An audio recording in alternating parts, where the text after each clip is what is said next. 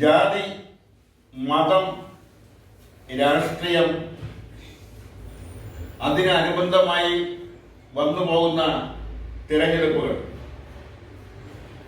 ഇതെല്ലാം കൂട്ടിക്കുഴഞ്ഞ് പരസ്പരം ബന്ധിച്ച് ഒരിക്കലും വേർപെടുത്താനാവാത്ത നിലയിൽ കെട്ടിപ്പണഞ്ഞിറങ്ങുകയാണ്. എത്രത്തോളം വർഗീയതയ്ക്കെതിരെ പ്രസംഗിച്ചാലും എഴുതിയാലും തിരഞ്ഞെടുപ്പ് അടുക്കുമ്പോൾ ജാതിയുടെയും മതത്തിൻ്റെയും സ്വാധീനം, അതിൻ്റെ വലിപ്പം തിരഞ്ഞെടുപ്പ് അടുക്കുമ്പോഴാണ് തിരിച്ചറിയുന്നത്. വർഗീയതയ്ക്കെതിരെ സംസാരിക്കുമ്പോൾ തന്നെ തിരഞ്ഞെടുപ്പ് അടുക്കുമ്പോൾ മത മേധാവികളുടെ വീടുകളിൽ സന്ദർശിക്കുന്ന പതിവാണ് രാഷ്ട്രീയ നേതാക്കൾക്ക്. അതുപോലെ തന്നെ സമുദായ നേതാക്കളുടെ വീടുകളിൽ സന്ദർശിക്കുന്ന പതിവാണ് നേതാക്കൾക്ക്. അതുപോലെ തന്നെ വിശ്വാസത്തിന്റെ പേരിൽ നടത്തുന്ന ആത്മീയ സ്ഥാപനങ്ങളുടെ ഭരണാധികാരികളുടെ വീടുകളുടെ ഗൃഹസന്ദർശനം, അതെല്ലാം പതിവ് തെരഞ്ഞെടുപ്പിന് മുന്നോടിയായി നടന്നു വരുന്ന പരിപാടികളിലൊന്നാണ്.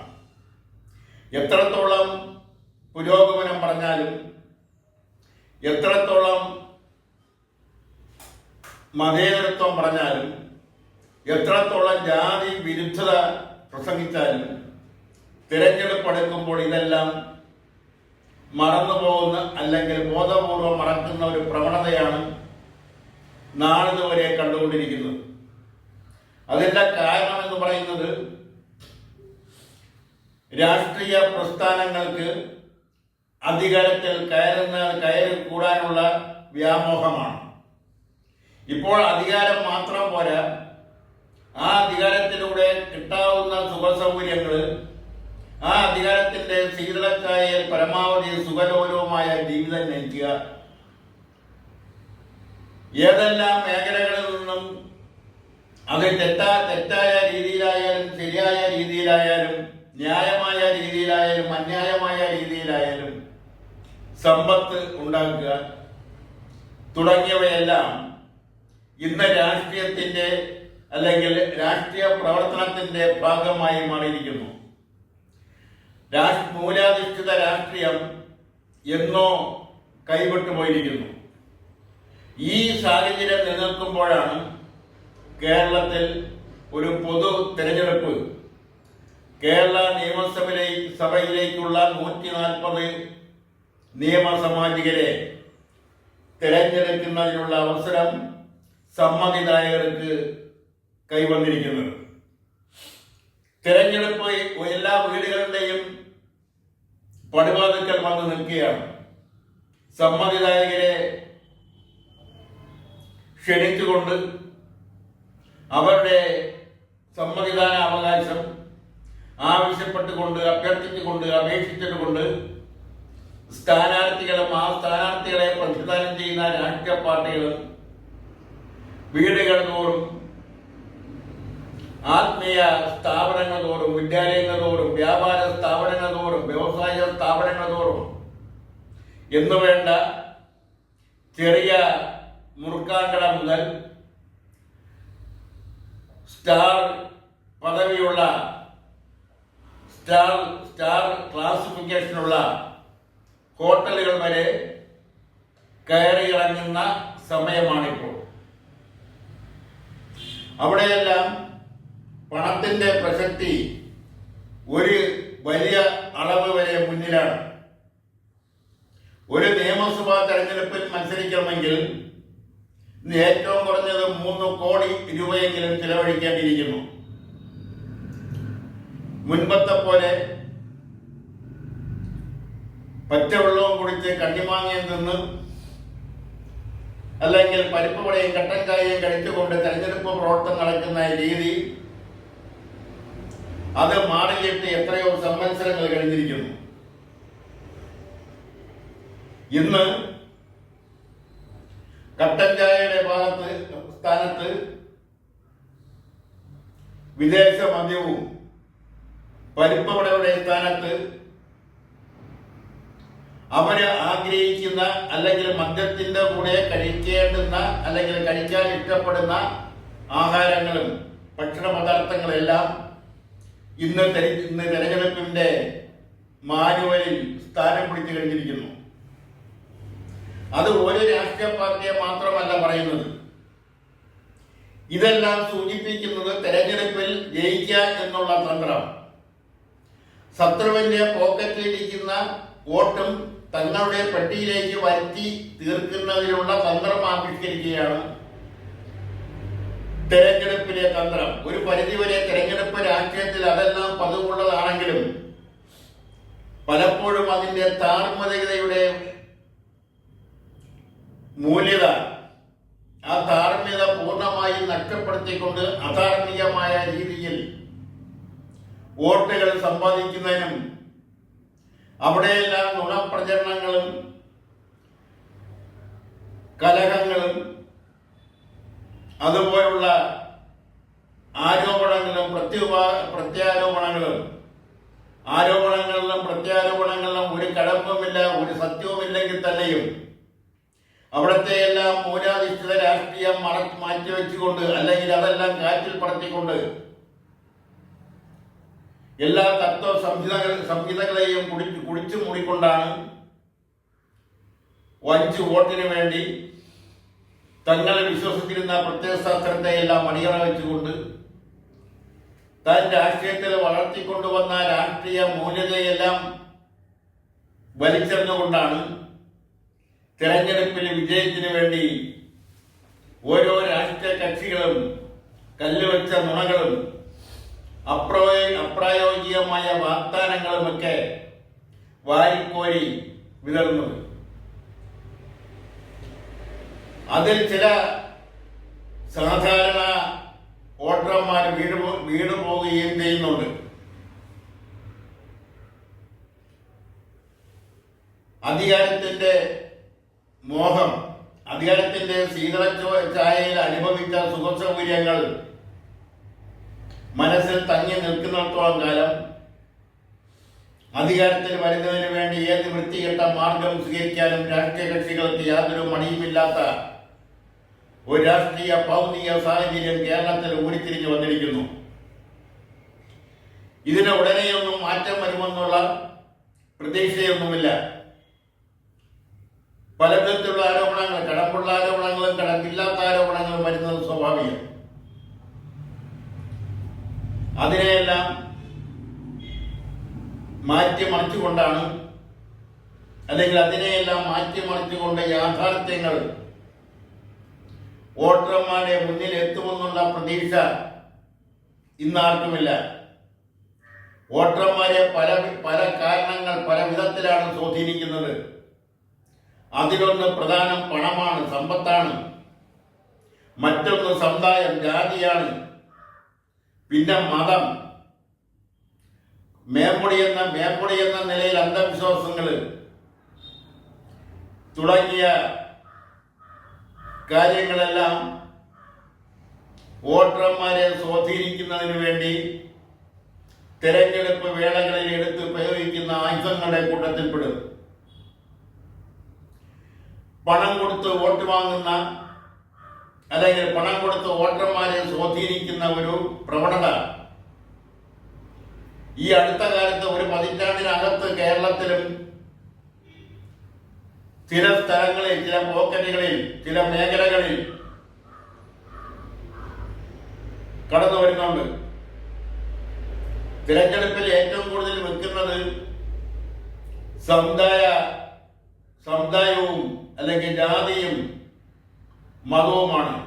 സംഘടിത ജാതി, സംഘടിത മതം, ഇതെല്ലാം തെരഞ്ഞെടുപ്പിന്റെ വിജയത്തിന്റെ മാറ്റുരയ്ക്കുന്ന അല്ലെങ്കിൽ വിജയ തോൽവി നിശ്ചയിക്കുന്ന നിലയിലേക്ക് വളർന്നു കഴിഞ്ഞിരിക്കുന്നു.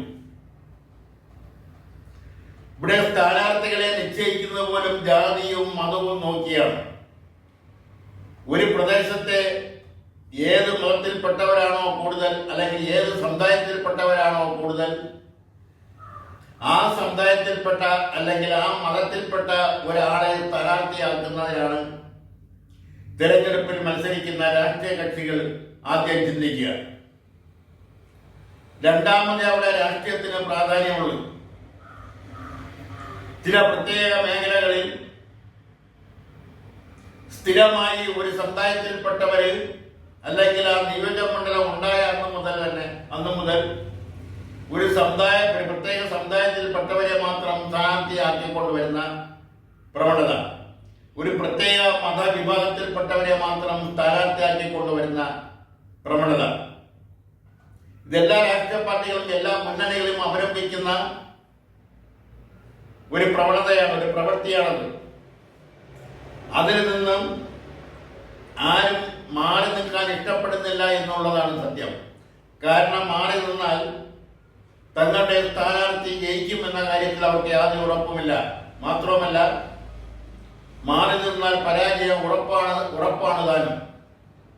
അതുകൊണ്ടാവാം എല്ലാവരും ചെയ്യുന്ന മറ്റ് രാഷ്ട്രീയ പ്രസ്ഥാനങ്ങൾ ചെയ്യുന്ന പോലെ പുരോഗമന രാഷ്ട്രീയ പ്രസ്ഥാനം എന്ന് പറയുന്ന പ്രസ്ഥാനങ്ങളും അല്ലെങ്കിൽ മതനിരപേക്ഷത ഉയർത്തിപ്പിടിക്കുന്ന രാഷ്ട്രീയ പ്രസ്ഥാനങ്ങളും ജാതി വിരുദ്ധത ഉയർത്തിപ്പിടിക്കുന്ന രാഷ്ട്രീയ പ്രസ്ഥാനങ്ങളും തെരഞ്ഞെടുപ്പ് വരുമ്പോൾ ജാതിയും മതവും നോക്കുന്നത്.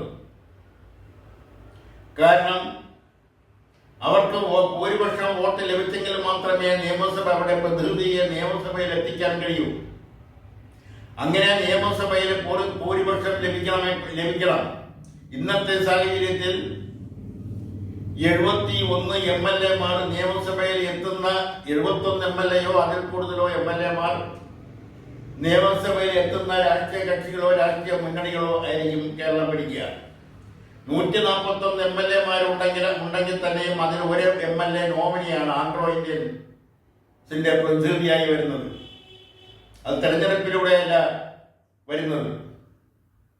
അങ്ങനെ 140 MLA തെരഞ്ഞെടുപ്പ് വേളയിൽ സ്ഥാനാർത്ഥികളാക്കുന്നതിന് മുഖ്യ ഘടകമായി കാണുന്നത് സമുദായവും മതവുമാണ്.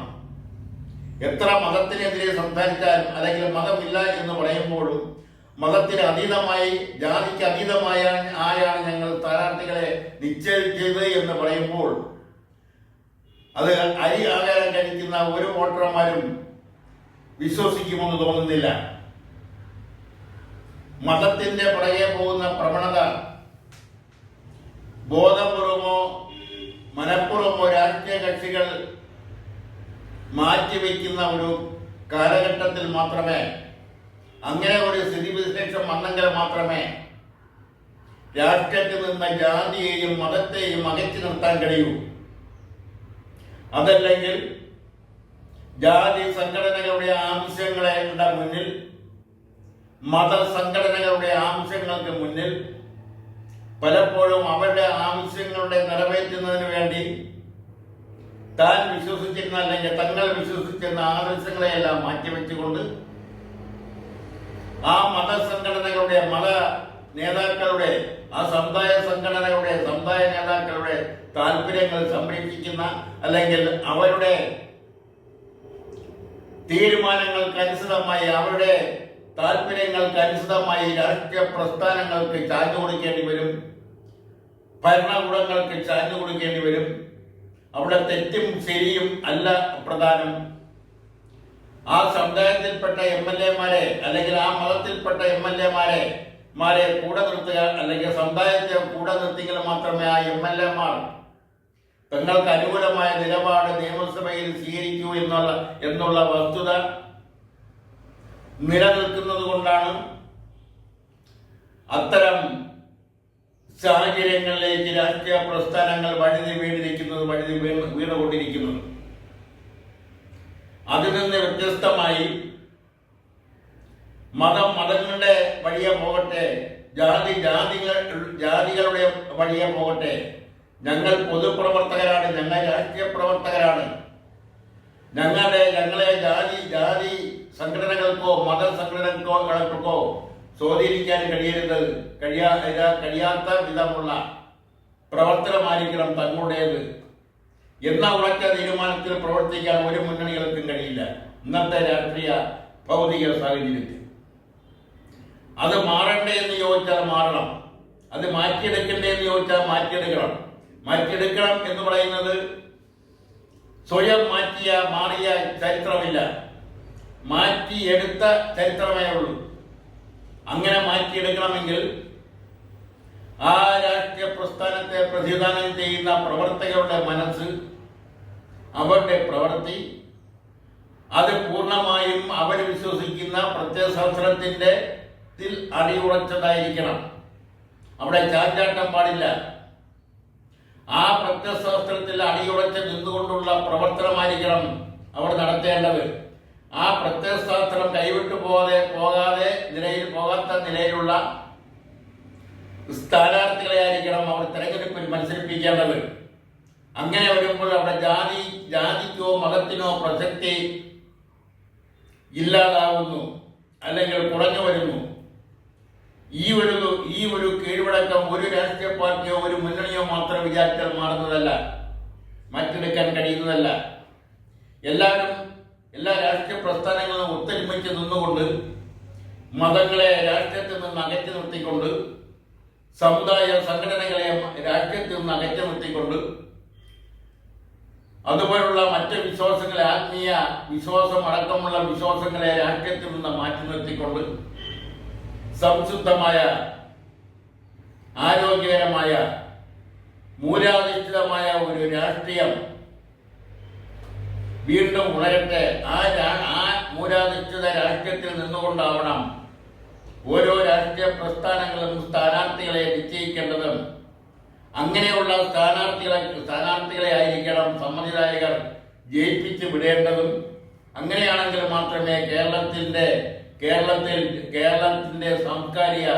ജീർണിച്ചുകൊണ്ടിരിക്കുന്ന സാംസ്കാരിക മണ്ഡലത്തെ പുനഃസൃഷ്ടിക്കാൻ കഴിയൂ എന്നാണ് ഈ അവസരത്തിൽ പറയാനുള്ളത്.